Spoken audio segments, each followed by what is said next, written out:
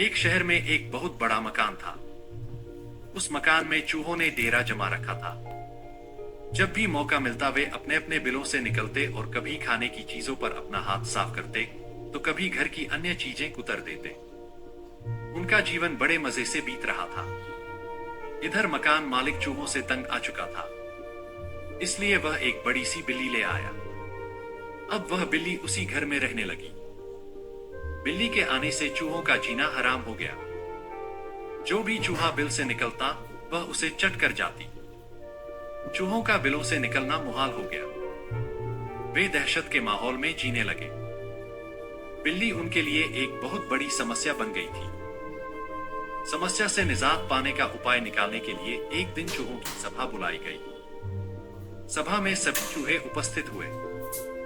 सभा की अध्यक्षता कर रहे चूहे ने सबको संबोधित करते हुए कहा, साथियों, आप सब जानते ही हैं कि हम लोग बिल्ली रूपी बहुत बड़ी समस्या से जूझ रहे हैं।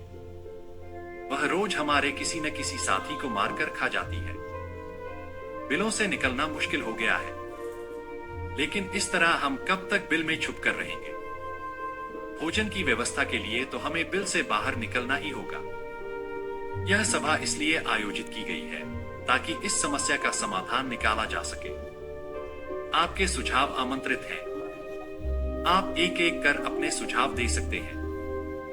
पढ़ें तेनालीराम और मां काली का आशीर्वाद। एक एक कर सभी चूहों से इस समस्या पर अपनी अपनी सोच के हिसाब से सुझाव दिए, लेकिन किसी भी उपाय पर सब एक मत नहीं हुए।